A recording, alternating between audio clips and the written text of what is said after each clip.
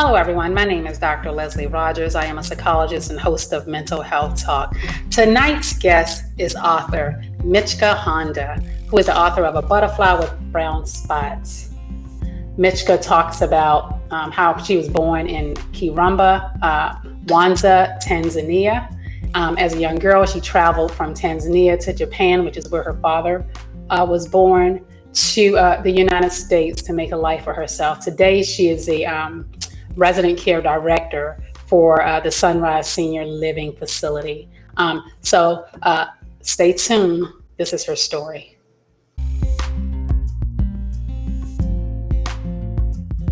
Hello, everyone. My name is Dr. Leslie Rogers. I am the host and psychologist of Mental Health Talk. And our special guest today is author Michiko Honda. She's the author of A Butterfly with Brown Spots. I have the book right here. She's going to tell us a little bit about this book. Hello, how are you? I'm fine. How are you? Thanks for having me today. Thanks for coming. I'm excited to have you as a guest. You have a wonderful story, actually amazing story, a powerful story, and I can't wait till you talk about it. Thank you for coming. And I wanted to have you on the show to talk a little bit about your history, because again, I think it is so powerful, and about this wonderful book. I received this book in the mail, and look, you look so beautiful on there. Thank you. A Butterfly with Brown Spots. So what's this about? Tell us about this book. So this book is actually something that I wanted to do. First, I really felt like I should not put my story up there, but I kind of like look at the things that I had to go through. So I said, it's better if I can put my story up there, and if what this can help people. I think that being born as a mixed race, displaced child, and struggle with identity, I felt like, okay, we have 3 continents here: Africa, Asian, and US. So, and I know I just say US, but you know what I mean. So I felt like, okay, it's better to just tell people what's the difference between the same human being that was born in Tanzania, grew up in Japan, and later migrated to United States, and felt like there is something to talk about and the differences. Yeah. I was reading your book, and in your book, you refer to yourself as a displaced mixed child. What do you mean by that? Well, I felt like I didn't fit in all categories. For example, when I was in Tanzania, they looked at me as so the word in Kiswahili means mzungu, so like a white person. Just because I came from that type of, I think Asian, anybody who comes there that is lighter, they just consider them the same thing like mzungu. So then when I went to Japan, I thought I was as light as I can be. But when I got there, I didn't know I was that dark. And so they were like, what is this Black person doing here? And yeah, some people call me monkey. And it didn't bother me because I wasn't a monkey. I'm Here just a in the human States? being. You Huh? would call that here in the States? You would call that? No, in Japan. So in Japan, I was referred as monkey. And go back to the zoo. Why are you dressed up and things like that? But in the United States, I thought there are so many different people. So and that's what motivated me to come here. And I said, okay, maybe I will fit in and I will be okay. But then when I got here, the first thing I consistently hear that I was light skinned. So I didn't know what light skin means. I was like, okay, why are they calling me light skin? So that's where I came up with displaced child. Okay. So guys, we're talking to Michiko Honda. She's the author of A Butterfly with Brown Spots. We're talking about her book right now. And so you grew up, so your mom was Rwanda niece. Am I pronouncing that Yes. correct? Mhm. Rwanda niece, right? Yeah, belonging to the Tutsi tribe, and your Yes. father was Japanese. Yes. So how was that growing up? Were you able to? Did you know your father growing up? No, I didn't know my dad. I just know that I was born different, and I was told that my dad was Japanese. So I didn't see my dad then. And your mom grew up in a refugee camp. Yeah. So at the age of 16, she was migrated in Tanzania at the age of 16 because of the experience of the confrontation between the Tutsi and Hutus. And I know you talked about going back to Rwanda visiting and how that was kind of traumatic for you. Can you tell Yeah. us a little bit about that? So, in order for me to kind of like find out what was really going on, instead of like what my auntie and other people telling me what Rwanda meant, and how the family had separated. So I went to the motherland just to figure it out what was going on there. I know at the moment, that time actually, my grandfather was still alive, and he really wanted me to go there and actually find out where I'm coming from. That was Hmm. his goal. But unfortunately, he died right before I went. But I can tell you the moment I got at the airport, um, they just didn't know what was going on. It's just I had these tears. I was crying, and when the pilot said, "Welcome to Rwanda, ladies and gentlemen," and the plane landed, and I have this goosebump, and I am pouring with these tears.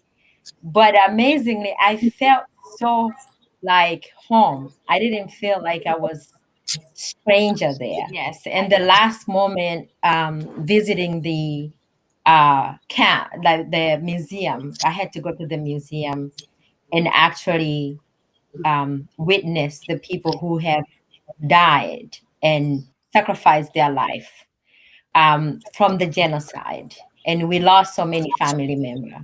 So that was actually, it took almost a week to recover from that trauma. Yeah. Yeah. Hmm. Now, growing up, Michiko, were you exposed to any violence? Yes. So my mom was not kind of stable. And so she used to have this boyfriend who used to come and look for her at night when we are sleeping. Sometimes she's not there, sometimes she's there. But yes, I experienced a lot of sexual abuse. This man did not care. There was a children in the house. Um, Actually, he just came every night and abused, and the whole night my mom was crying, and I built a lot of anger there. I I was like, in my mind, number one, he didn't even care that we have school. He didn't care like we are these children, like we didn't need to experience. But I used to grow up and said if I could find anything to knock him out, I would. But we were like very limited. And so seeing my mom go through that, it was kind of something that every sunset comes. It wasn't present for us.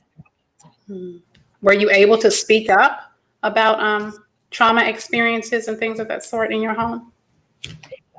We were not supposed to talk about anything or what's going on in the house. They told us to be silent. If you tell the neighbor what's going on about in the house, they will come and spank you like you have done a crime. So we couldn't talk anything about what was going on. Yeah. Hmm. So you were essentially taught to be silent about mental health. Yes, actually, even in mental health, We didn't know there Yeah. is such a thing exists as a mental health. Mm-hmm. I knew what mental health means when I came to United States. Mm-hmm. So and there was not such a thing called disability. Mm-hmm. I knew disability or somebody who is disabled when I came to United States. So nothing was labeled as a mental health. So if Mm-hmm. somebody have stress and depressed and maybe the stress level, I used to see people on the street, they have like hallucination and they start talking to themselves, they see things. They will consider those people being cursed and some type of witchcraft did something to them. So Mm-hmm. people abandoned them and they were bullied on the street, you know, like they create some type of crime. Mm-hmm. Yeah. Yeah. And that's what you were talking about earlier. Here we talk about mental health. Mental health is this big thing that we talk about. But back in your country, Hmm. you talked about, people were judged or ridiculed or bullied, or, it was seen as being a curse. Hmm. Or you talked about voodoo and things of that sort. So Yeah. then, how does that, when you came here to the States, how did that impact your understanding of? You said when you came here, that's when you really heard the term mental health. How did that impact you when you came to the States, especially when understanding yourself? Yeah. So when they talking about the first thing they asked me when I did my physical at the doctor, they said, "Are you depressed?" I said, "No, I'm not depressed." And the thing is that I just didn't know what depressed means. So then the doctor said, "Well, you are from different country. You don't have friends here, and you can't speak English very well, and you go to school. Don't you think you have a lot in your hand?" And I said, "Yes, but I can handle it." So in my mind at that moment, I'm like, this doctor is gonna write me off and say maybe I can't do what I'm supposed to be doing, and they're gonna like ship me off. So at that moment, I was shut down. I was like, I am not going to say anything because that's how we were trained. We were trained to uh, wanted to do something, you have to do it, and that's what you need to do. So then when they said, you need to have somebody that to talk to so that can help you to have an adjustment with the culture differences here. Yeah. And so I didn't understand that. I didn't understand why I should talk to someone. And I thought that the doctor was the one that I can just said, yes, it's new. Yes, I don't understand, but yes, doctor, I can handle it. Yeah. But they want you to talk to someone, and I didn't understand what is talking to someone. I've never had that knowledge. So they sent me to someone, and I was looking at the person, and it took me a while. We talked for a while, and I was talking to the person, trying to tell them what they want to hear. I Hmm. couldn't break that barrier of telling them. I'm like, number one, if I tell you, what do you care? What are you going to do about it? Yeah. And, number two, this is my family and my issue. So it should not be your burden. Hmm. And so the third time, I mean, after many times, I went slowly. She made me understand the psychological behind it.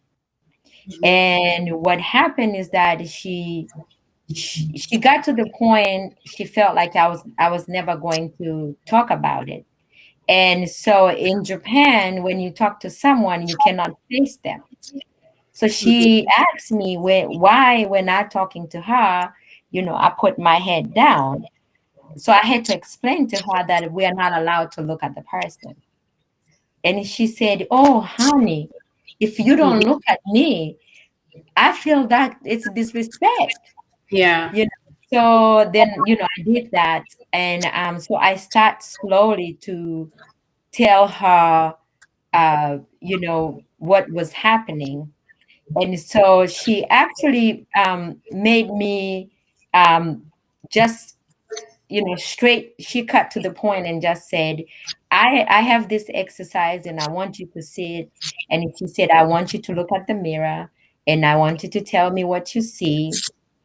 And when I was looking at myself at the moment, I was looking at me. I'm like, okay, it's me. I know myself. I see at the mirror every day. And she was like, no, but just keep looking at it. She start going through like, do you see somebody who is stressed, lost, all those details. And I was like, no, I don't see anything. And she said that actually, the first thing I do remember, she said, do you think you are a victim? And I said, yes, I've been victimized all this time. And she said, okay. So do you think those people who did something to you are the abuser? And I said, yes, I do think they are, and they are bad and they should be punished and they shouldn't do it. And she said, well, and I think we can be the abuser too. And then so she looked at me and she looked at the mirror and she said, look at that person. And then she said, I think you're abusing yourself. What do you When think she meant by that? You were abusing yourself. Well, when I looked at the mirror and she said, you feel pain, you cry, you are the one who is depressed, you are the one who think you can handle everything. You've been in this therapy for a long time and you tight, you don't want it to say anything. Have you really look at yourself and talk to that person and let that person, so the person on the mirror, tell you exactly, how she feels? And I said, no, I can't talk to myself. And she said, well, I want you to talk to her. And then at the moment when she was telling me, and I'm start saying all of these things, as I'm looking at myself at the mirror, I start to feel sorry. I'm like, oh my God. Then I start crying. So I think anybody who hurt us, we come back to our body Yeah. and we start to overwhelm ourselves. Mhm. Yeah. Yeah. Yeah. So what happens is, especially when you experience trauma, we start to wear all these different masks, and Yeah. we get so far away from our authentic selves that I often tell Hmm. people, peel back an onion and you get to that core. Who is that person at that core? We don't Yeah. know. We Yeah. don't know who that person is. And guess what? It's kind of scary to find out who that person is.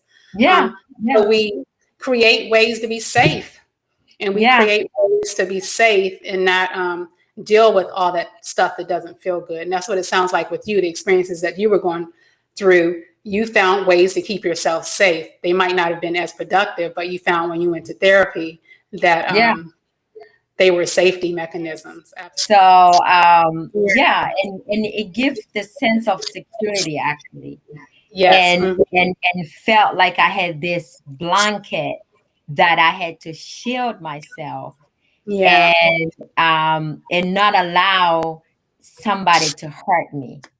That's how it But felt. Mitchell, that's because you moved from Tanzania. Hmm. So your culture is in Tanzania, then to Japan, which you were Hmm. reculturalized in Japan, and then you moved to the States where it's totally different, right? So Yeah, being able to figure out how to keep yourself safe in each of these different places sounds like it was a yeah, bit challenging.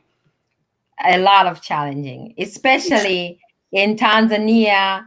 You speak Swahili, then you go to Japan, you have to learn Japanese, and then before you even adjust it, then you come to United States. Now you Yeah. have to learn, English. So, and it's not only just adjustment, the language, the culture, the food, everything was just different in Yeah. all different places that I've been.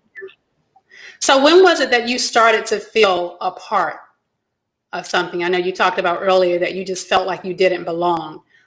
When was it that you started to feel like, well, I do belong, like this is my home, I do belong? When I came to United States, I um, I saw many different culture faces. Um, um, I just didn't meet anybody. I didn't even know at the moment. I was even kind of confused. I'm like, so who is American? Because it's like you find people who are different countries, or you talk to somebody and say, I'm Canada, Africa, Australia. It's like, so where the It's a American? mixing bowl. It's like Yes, a mixing bowl of exactly. cultures. Yes, it's so international. And I said, so where do the American people live? so um when I start feeling that I fit in, it's when actually I start meet different people from like Africa, different people from other countries. And what I find out, we speak different languages, but when we talk, we share the same value. They tell you the same thing, what happened to them when they got here. And then also, actually, in my mind, I'm like, the American dream. I'm like, it is true, American dream is, but you really have to work so hard to accomplish the American dream. And Mhm. I was very determined. Something that I said, I have to go to school to be independent. Because what I have experienced in Tanzania and what happened to my mother was she didn't have education background. And so she was very vulnerable. And so a lot of people took advantages of her. And I see a lot of people have victimized to be a human trafficking, or there is rich men comes and Yeah. just wanted to marry these young girls, and your life is over type of things. So for me, education was very important. So I wanted to be an educated woman and stand strong, and I knew if I do that, nobody will come and break me. And and doing that and being independent, and I knew that this will help me to actually go back to the same place where I came from, and let them know that we don't have to be victimized by poverty and people take advantages of us, and becoming a human trafficking and all of that. We can be something and no one can touch you. And that's was actually what was my drive. Yeah. Um, Guys, Yeah. again, we're talking to Michiko Honda. Butterfly with Brown Spots is her book. An awesome, awesome read. Look at that beautiful cover. That's her.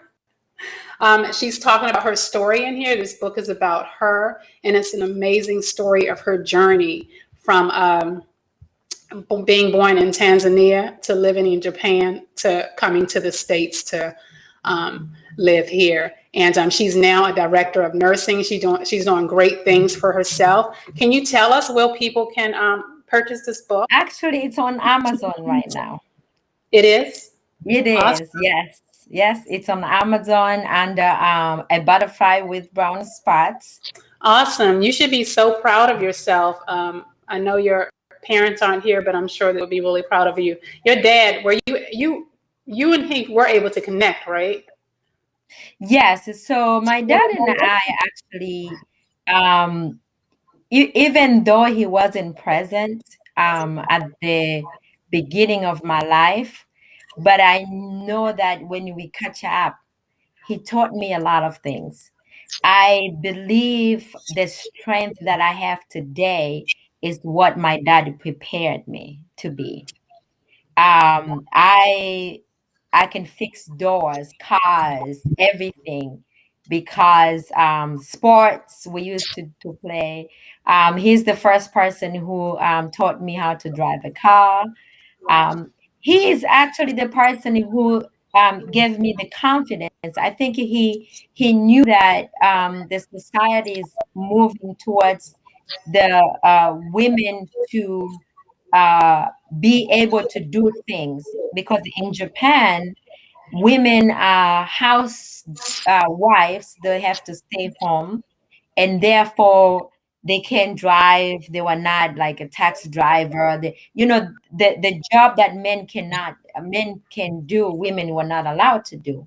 So I think it was relief for him to know that I'm a very strong-minded person and I want to do what I want to do. And Japan was not a fit for me.